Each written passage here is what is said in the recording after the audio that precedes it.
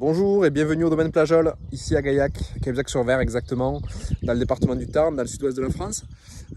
Aujourd'hui je vais vous présenter un petit peu le domaine Plajol et puis les quelques cuvées que Titulus importe pour nous en Belgique. Voilà, on va faire ça d'ici quelques secondes, je vous laisse juste un petit peu voir le paysage, un petit tour de paysage rapide. Ici nos vignes, une partie de nos vignes des vieux mosaques. Et là le domaine. En partie, voilà, c'est rapide, mais je profite d'une petite accalmie pour faire un petit tour de paysage. A tout de suite. Bonjour tout le monde. Donc comme prévu, voilà, je vais maintenant vous présenter les vins qu'importe Titulus en Belgique. Mais avant de vous parler des vins, je vais vous parler rapidement quand même un petit peu du domaine. Donc le domaine Plajol est situé à Cahuzac-sur-Vert, dans le département du Tarn, donc dans le sud-ouest de la France. Cahuzac, c'est un petit village à peu près à 55 km au nord de Toulouse, donc situé vraiment en plein cœur du vignoble de Gaillac. Voilà. Donc le vignoble de Gaillac s'étend aujourd'hui sur 3300 hectares en appellation à peu près. Nous, on est situé vraiment, quand je dis dans le cœur de l'appellation, c'est-à-dire qu'on est situé sur le terroir central, dans le sens où il y a vraiment trois grands terroirs délimités à partir de la rivière Tarn, qui monte ensuite vers le nord. Donc le premier terroir le long de la rivière, le long du fleuve Tarn, qui est un terroir de sable, de galets, d'alluvions, très alluvionnaire. Le second terroir où on se trouve nous, donc qui est situé entre Gaillac donc, et Cordes-sur-Ciel à Cahuzac, donc c'est un terroir d'argile et de calcaire, donc c'est un terroir qu'on appelle les premières côtes, les premiers coteaux. Et le dernier terroir, donc en allant vers Cordes-sur-Ciel, qui est là un terroir beaucoup plus calcaire, qui est le terroir qu'on appelle le plateau cordé.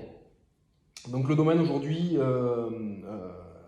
représente à peu près 30 hectares de vignes, toutes en agriculture biologique bien sûr depuis plus de 15 ans, certifiées depuis 15 ans.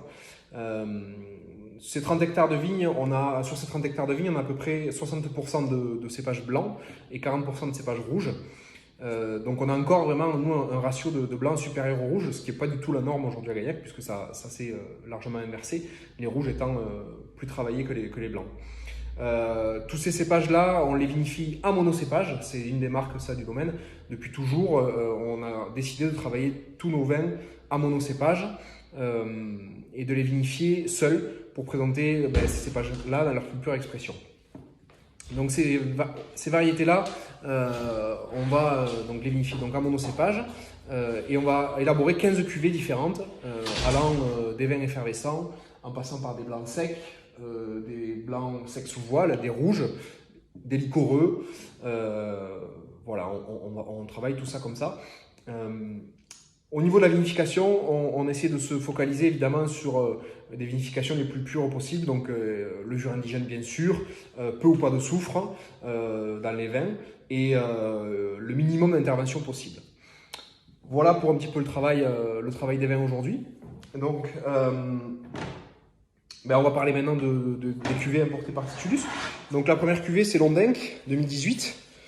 Donc qui est un cépage donc à base d'Ondinck, 100% Ondinck, qu'on va travailler en cuve exclusivement. Une vinification finalement assez simple puisque le but étant de ramasser des raisins à des maturités optimales pour les presser, les vinifier sans intervention et avoir un maximum de pureté, le maximum le goût de ce cépage-là qui est l'Ondinck, qui est un cépage très rare puisque même à Gaillac il représente à peu près 14 hectares je crois sur l'ensemble de l'appellation. Donc là-dessus, on fait une vinification donc en cuve et un élevage aussi en cuve béton qui va durer 1 an. Les malos sont faits, voilà, ce qui permet au vin d'être beaucoup plus stable.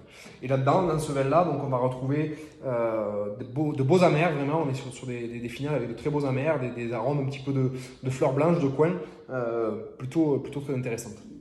La seconde cuvée, donc c'est le Verdanel, sur 2017. Donc c'est un pur Verdanel, autre cépage extrêmement rare sur l'appellation, puisqu'on est les seuls aujourd'hui à le vinifier. D'autres copains à Gaillac ont commencé à le replanter, et d'ici quelques temps on sera plusieurs à le travailler, ce qui est plutôt intéressant. Donc là on a le même type de vinification que l'Ondinck, donc de la cuve uniquement, et 1 an d'élevage en cuve aussi. Le Verdanel, ce qui est intéressant, c'est qu'on va retrouver plus d'acidité, plus de fraîcheur que dans l'Ondinck ou dans le Mosaque. Une aromatique très différente, un petit peu plus herbacée, un petit peu sur les côtés olives. Voilà, c'est un cépage qui est vraiment intéressant et qui permet de travailler sur des élevages un petit peu plus longs aussi.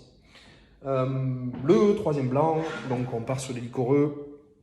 La muscadelle sur 2018, donc là un cépage un peu plus connu dans le sud-ouest, puisqu'on le retrouve un petit peu partout, que ce soit à Bordeaux, Côte de Duras, dans le Bergeracois, un petit peu dans tout le sud-ouest, et à Gaillac bien sûr. La muscadelle, nous, on la vinifie uniquement en liquoreux, donc pour ça, tous les raisins de muscadelle du domaine sont passerillés à la main, donc on va les pincer toutes les grappes sur pied, avant de les presser et de les vinifier en demi-nuit.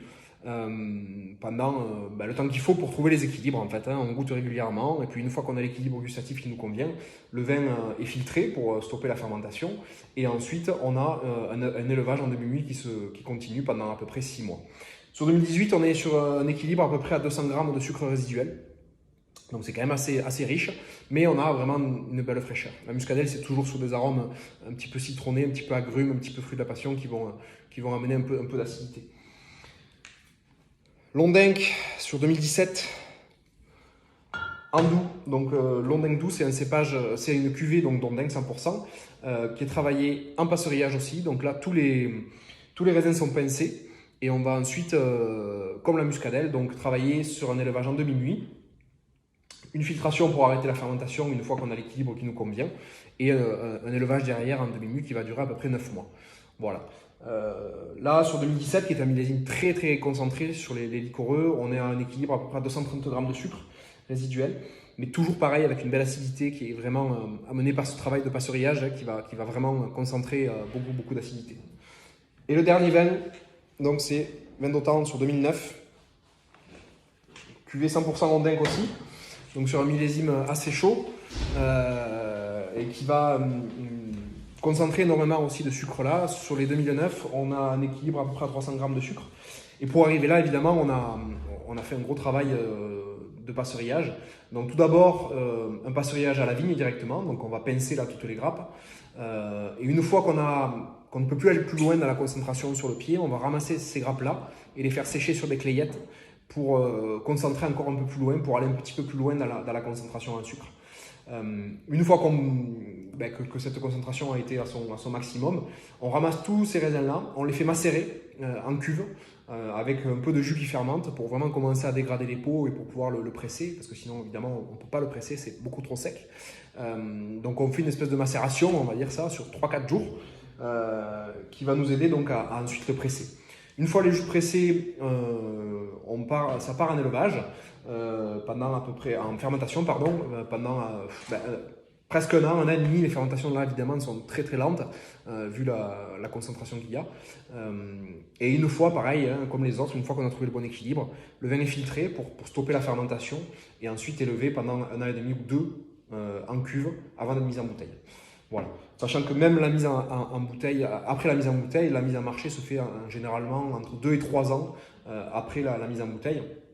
C'est des vins évidemment qui peuvent attendre, on est sur des concentrations là, très hautes, autour de 300 grammes. Donc c'est des vins qui sont assez mortels, on va dire. Voilà pour la présentation de nos vins. Merci d'avoir écouté et puis merci à Titulus d'avoir organisé ce salon virtuel. C'est une première pour tout le monde, je pense, pour tous les vignerons, en ces temps un petit peu bizarres, mais voilà, on y a pris un certain plaisir. Encore une fois, félicitations aux soignants et bravo vraiment pour tout le travail que vous avez fait et merci à Titulus.